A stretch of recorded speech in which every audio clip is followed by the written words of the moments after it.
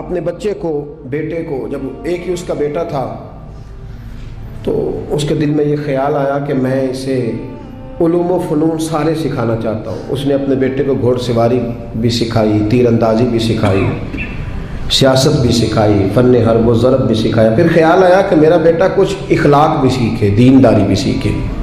ایک درویش تھے شیخ حسن، ان سے کہا کہ حضرت میں چاہتا ہوں کہ میرے بیٹے کو گھر آ کے پڑھا دیا کریں۔ توجہ ہے میری بات پر؟ میرے بیٹے کو تو حضرت فرمانے لگے کہ اگر تیرے بیٹے نے پڑھنا ہے تو میں نہیں گھر آؤں گا، وہ میرے گھر آئے گا۔ تو وہ کہنے لگا حضور میں بھی دیکھ ہی رہا تھا، مجھے بھی ایسا خوددار عالم ہی چاہیے تھا، خوددار عالم چاہیے تھا۔ بہرحال حضرت کے گھر وہ پڑھنے جانے لگا تو مسلسل 6 سال وہ طالب علم پڑھنے گیا، اور عام طالب علموں کے ساتھ اس شہزادے نے بیٹھ کر تعلیم حاصل کی۔ جب تعلیم اس کی مکمل ہو گئی، وہ مکمل طور پر فارغ ہو گیا، فنون اس نے پڑھ لیے، علم و ادب اس نے سیکھا، اخلاقی باتیں اس نے سیکھی، دین کے حوالے سے ضروریات سے حضرت نے اس کو آگاہ کیا۔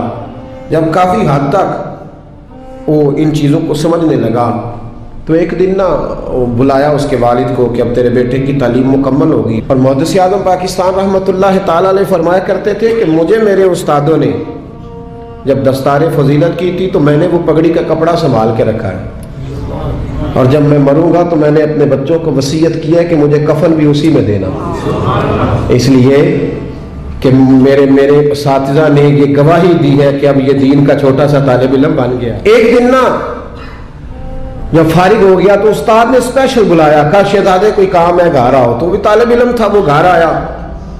جب حضرت کے کمرے میں داخل ہوا تو اندر سے انہوں نے کنڈی لگا لی دروازے کی، ہاتھ میں درہ لے لیا، اتنی زور زور سے درے برسائے کہ اس کے وجود پر نشان پڑ گئے، مارتے گئے۔ میری غلطی استاد جی، اس نے کہا چپ کر، غلطی پوچھتا ہے نالائق۔ پھر مارا، پھر مارا، بہت مارا، اور جب بہت زیادہ مار لیا تو خود بھی پسینے سے شراب، دروازہ کھولا، چل دوڑ جا۔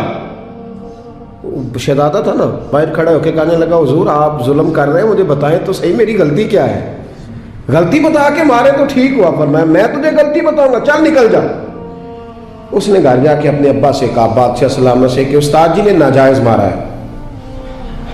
بادشاہ سمجھدار تھا، کہنے لگا بیٹا جو قومیں اساتذہ کو کٹہروں میں کھڑا کرتی ہیں وہ کبھی کامیاب نہیں ہوتی، استاد کبھی ناجائز نہیں مارا۔ اگر فزکس کیمسٹری کا ہو تو وہ ناجائز نہیں مارتا، لیکن اگر 8000 کا مولوی ہو تو پھر وہ ناجائز ہی مارتا ہے۔ پھر سویرے اماں آئی جاتی ہے کہ جی تم مسیتے رہنا ہے کہ جا جانا ہے، 8000 تنخواہ ہے تو میرا 60 کروڑ کا منڈا ہے۔ میں غلط نہیں کہہ رہا، میں صحیح کہہ رہا ہوں۔ وہ اگر فزکس کا استاد ہو نا جو 10,000 روپیہ لیتا ہے تو پھر تو ٹھیک ہے، لیکن اگر بیچارہ غریب امام مسجد ہو تو پھر تو وہ شہزادے کو آگ نہیں لگا سکتا۔ یہ تقسیم ہے ہماری، یہ ظلم ہے۔ تو بادشاہ نے کہا کہ بیٹا اساتذہ ناجائز نہیں مارتے، تیری کوئی غلطی ہوگی جس کی تجھے نہیں خبر، استاد جانتے۔ اس نے کہا نہیں ابا میں وہاں رہا ہوں، کوئی بات ہوتی تو مجھے بھی پتا ہوتی، اور پھر اگر اتنی سخت بات تھی جس پہ اتنا مارا کہ میرے وجود پہ نشان پڑ گئے، مجھے بتایا جاتا۔ اس نے کہا بہرحال میں تیرے استاد کو کٹہرے میں کھڑا نہیں کر سکتا، وہ تیرا استاد ہے، بڑے لوگ ایسی باتیں کرتے تھے۔ اب اس نے اپنی اماں سے کہا کہ اماں میرے دل سے بات نہیں جاتی، میرے ساتھ ظلم ہوا ہے، استاد نے قصداً مارا ہے، بلا وجہ مارا ہے، تعلیم سے فارغ ہونے کے بعد مارا ہے، سمجھ نہیں آتی۔ تو اماں کہنے لگی بیٹا تیرے ابا نے نہ کر دیا تو اب ہاں کون کرائے گا؟ اور بادشاہ سلامت ہے، سخت مزاج آدمی ہے، میرا بیٹا تو صبر ہی کر۔ بچے نے صبر تو کر لیا پر اندر سے بات گئی نہیں، ظلم ہوا تھا نا۔ 30-35 سال بیت گئے، اس کے باپ کا انتقال ہوا تو وہ بادشاہ بن گیا۔ شیخ حسن بوڑھے ہو گئے تھے، یہ بھویں سفید ہو کے جھک گئی تھی، دونوں ہاتھوں سے لاٹھی پکڑتے تھے پھر بھی مشکل سے چلتے تھے۔ پہلے دن تخت نشین ہو کے شہزادے نے پہلا حکم یہ جاری کیا کہ میرے استاد کو حاضر کرو۔ 3-4 سپاہی بھیجے کو بابے کو پکڑ کے لاؤ، جیسے بھی آ سکتا ہے۔ لے آئے، حضرت کو لا کے تب سامنے کھڑا کیا تو کہا استاد جی ناراض نہ ہونا، بوڑھے ہیں، کمزور ہیں، شک کوئی نہیں، پر میں کیا کروں، آج بھی دردیں اسی طرح میری تازی ہیں، سوچتا ہوں تو پھر مجھے اسی طرح جلن محسوس ہوتی ہے، بتاؤ کیوں مارا تھا؟ تو شیخ حسن رو پڑے، کہنے لگے بیٹے بس اللہ سے میں نے دعا کی تھی کہ اس دن کے لیے مجھے زندہ رکھے، وہ دن آ گیا، میں نے آج کے دن کے لیے تجھے مارا تھا۔ बस आज जो दिन आया इसीलिए मारा। कहा हुजूर क्या मतलब? अब फरमाने लगे कितनी देर हो गई तुझे मार पड़े हुए? कहा 35 साल। आज क्यों बुलाया है? भूला तो नहीं ना 35 सालों में? कहा हुजूर नहीं भूला। तो आज क्यों बुलाया? कहा मैं आज साहिब इख्तियार हुआ हूं तो बुला लिया। तो आप फरमाने लगे बेटे मुझे पता था एक दिन तू बादशाह बनेगा, इसलिए तुझे मारा था। नाजायज़ ना किसी के साथ जुल्म करना। अगर तुझे 35 साल नहीं ना भूला तो जिसके साथ तू जुल्म करेगा उसे भी कयामत तक नहीं भूलेगा। और फरमाया आज तू बाइख्तियार हुआ है तो तूने मुझे कटहरे में बुला लिया है, कयामत के दिन अल्लाह सारे मजलूमों को बाइख्तियार कर देगा। सारे मजलूम बाइख्तियार होंगे और सारे जालिम कटहरों में खड़े होंगे। फिर तुझसे एक एक बात का हिसाब पूछेंगे। शहजादा खोल के रोया, उस्तादों की दस्तबोसी की, तहाइफ दिए, कहने लगा रब आपका भला करे, आपने मुझे सिर्फ इल्म नहीं सिखाया, तजर्बा करके मुझे आपने इल्म महसूस करना भी बता दिया है। मुझे एहसास हो गया किस तरह कर कि भाई ये नहीं भूला करता। आप यकीन करें ये नहीं भूलता। किसी को लोग गाली दे देते हैं ना, गाली, वो गरीब आदमी होता है बेचारा, छोटा आदमी, वो जवाब नहीं दे पाता। लेकिन जब उस शख्स के, उस चौधरी के, सेठ का मस्जिद में जनाजे का भी ऐलान होता है तो फिर भी गाली याद आती है। हाँ ये नहीं भूलती, क्या करे, जुल्म जो किया है, गलत गाली जो निकाली, लोग जनाजा पढ़ने तक चले जाते। अब्दुल्ला बिन जाफर, हजरत जाफर तैयार के बेटे थे, नबी पाक के फूफी के बेटे थे हजरत जुबैर बिन अवाम रदी अल्लाह ताला, वो इंतकाल कर गए। उनका जब विसाल हुआ तो 10 लाख दिनार का कर्जा था उन पर, और जो जमीन उन्होंने छोड़ी वो जमीन बंजर थी। लो सुन ले, जिन पर कर्जा चढ़ा हुआ है वो नुस्खा भी सुन ले। जिन पे कर्जे हैं ना, जो तंग दस्त हैं, जो रोज रुके भेजते हैं दुआओं के बड़ी परेशानियां बड़ी परेशानियां, वो वजीफा सुने, वो वजीफा सुने। हमारे जमाने में वजीफे लेने का रिवाज नहीं, तवीज लेने का रिवाज है। लेना चाहिए, तवीज बुरी चीज नहीं, अच्छी चीज है, लेकिन ज्यादा काम बरकत वाला क्या है? अल्लाह अल्लाह करना। क्या काम है? सजदा करना बरकत वाला काम है। हजरत अब्दुल्ला बिन जाफर तैयार कहते हैं मैंने कर्जा लेना था जुबैर बिन अवाम से, वो विसाल कर गए। मैं उनके बेटे के पास गया, अब्दुल्ला बिन जुबैर के पास। मैंने कहा पैसे लेने थे। कहा बिल्कुल लेने हैं, मेरे अब्बा जी मुझे वसीयत करके गए, लिख के गए कि ये पैसे देने, और वो ये लिख के गए हैं, मैं जिंदगी भर कोशिश करता रहा हूँ, अदा नहीं हो सके। बेटा तेरी जिम्मेदारी है मेरे कर्जे अदा करना। अब्दुल्ला बिन जुबैर रदी अल्लाह ताला अन्हु कहने लगे मैं इंशाल्लाह आपकी रकम दे दूंगा। तो अब्दुल्ला बिन जाफर तैयार कहने लगे भाई हम दोनों आपस में हैं, कोई शै नहीं छोड़ के गए आपके अब्बा जी, कोई चीज नहीं। तवज्जो है मेरी बात पर? ये सहाबा का जरा अंदाज देखिएगा बंदगी का, कोई चीज नहीं छोड़ी। तो हज़रत जुबैर बिन अवाम कहने लगे एक जमीन का टुकड़ा है, वो भी बंजर है, उसमें भी कोई खेती नहीं उगती, सब्जा नहीं होता, बंजर है, पानी कोई नहीं, और वो इतनी खुश्क रेतली जमीन है कि बड़ा मुश्किल काम है वहां सैराब करना, बेआबाद जमीन है।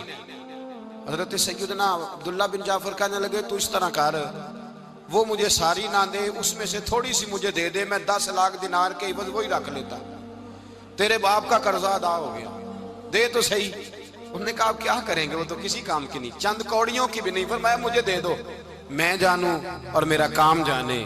ओ भाई ये थे बंदगी वाले लोग, ये थे जिनका रब से रिश्ता है, जिन्होंने हुजूर के सल्लल्लाहु अलैहि वसल्लम के पास बैठकर बंदगी सीखी थी। कहते जमीन का टुकड़ा ले लिया, बंजर बेआबाद रेतली जमीन, जब मेरे हिस्से में आई पहले दिन अपने गुलाम से कहने लगे जो जगह तुझे ज्यादा सख्त लगती है ना वहां मेरा मुसल्ला बिछा दे, जो तुझे ज्यादा बंजर बेआबाद लगती है वहां मुसल्ला बिछा, मुसल्ला बिछा। गुलाम ने मुसल्ला बिछाया तो अब्दुल्ला बिन जाफर ने अल्लाह अकबर कह के नियत बांधी। ये हजरत जाफर तैयार के बेटे हैं, हजरत अली के भतीजे, इन्होंने नियत बांधी नमाज की, सर सजदे में रखा, रोने लगे, कहने लगे अल्लाह मैं भी तेरा बंदा और जिससे लेने थे वो भी तेरा बंदा, खुदावंदा हमारे दरमियान मेहरबानी फरमा, करम नवाजी कर, रहमत का फैसला फरमा। इतना रोए कि मुसल्ला भीग गया। कहते इतना तड़प रहे थे कि सहाबा इकट्ठे हो गए उनके गिर्द, मुसल्ला भीग गया।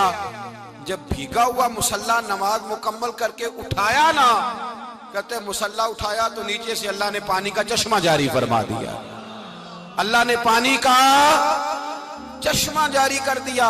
फरमाया बनाओ हौज, करो खेतियां सैराब। फरमाते हैं जहां एक दरख्त नहीं उगता था अल्लाह ने पूरा बाग उगा दिया। جہاں ایک پھل نہیں ہوتا تھا وہاں عالی شان پھل لگ گئے، قرضے بھی ادا ہوئے، حضرت زبیر بن عوام کے بچوں کے پاس مال دولت بھی بچ گیا۔ لوگ جب کہتے ہیں یہ ساری کس چیز کی برکت ہے، اور فرماتے یہ ساری سجدوں کی برکت ہے، یہ رب کی بندگی کی برکت ہے جی، اس کی بارگاہ میں نماز پڑھنے کی مسلمان توجہ نہیں کرتا، توجہ نہیں۔ جاگ رہے ہیں آپ حضرات؟ یہاں کوئی حکومت اعلان کرے نا کہ ہر نماز کے بعد 500 روپیہ، کتنا جی؟ میرے خیال کسی بھی نہیں ہونا مسجد جی، آن گے کہ نہیں؟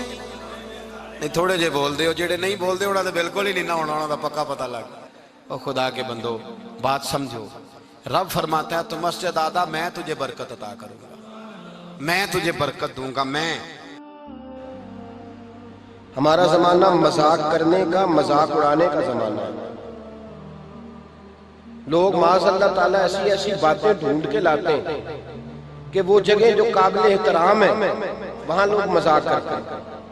ہمیں اچھی صحبت کی ضرورت ہے، اور ہم بھی بڑی مخالفت کرتے ہیں۔ اب مجھے تو ایک اور فکر لگ گئی ہے، ہم بھی بڑی شدت کے ساتھ مخالفت کرتے ہیں جھوٹے پیروں کی، غلط لوگوں کی، کرتے رہتے ہیں، لیکن اب فکر لگ گئی ہے کہ جھوٹے پیروں کی مخالفت تو بڑی ہو گئی، سچوں کی حمایت کا وقت بھی نکلتا جا رہا ہے۔ اب یہ مسئلہ بھی بڑا درپیش ہے۔ اب ہر جگہ نا ٹی وی پہ جو بندہ بھی آیا ہوا ہے اس نے ایک جعلی عمل پکڑا ہوا ہے، اخبار پہ خبر لگی ہے تو ایک جعلی آدمی پکڑ کے لایا ہے۔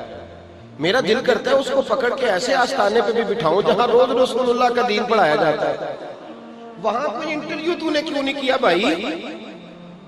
وہاں کیوں نہیں کہا جہاں روز ایک شیخ الحدیث بیٹھ کے حدیث پاک کا درس دیتا ہے؟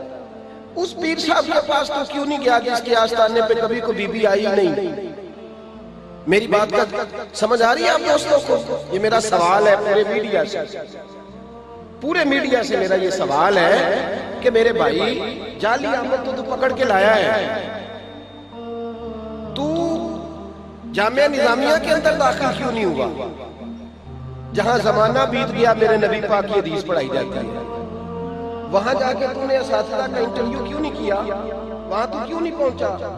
وہ لوگ بھئی برا آدمی تو نے معروف کر دیا، اچھے آدمی تک تو کیوں نہیں گیا؟ جانا چاہیے کہ نہیں جانا چاہیے؟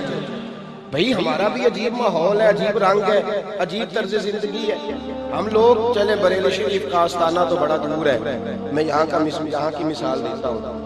آستانہ علیہ سیال شریف چلے جائے، مرکز ہے نا ہمارے یہاں، مرکز ہے نا، رسول اللہ کے دین کی بات بتائی جاتی ہے، نبی پاک کے۔ آپ نے دیکھے وہاں سرکس لگتی ہو، جھولے لگتے ہو، بولے نا، تو آپ میڈیا کو مشورہ کیوں نہیں دیتے کہ ادھر بھی ایک چکر لگا کے آؤ؟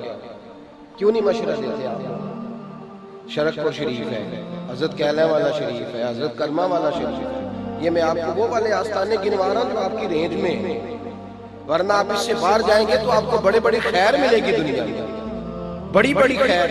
سارا میڈیا بھاگ کے چلا گیا، بھاگ کے چلا گیا اس آدمی کے پاس جو جعلی تھا، جو عورتوں کو لوٹتا تھا۔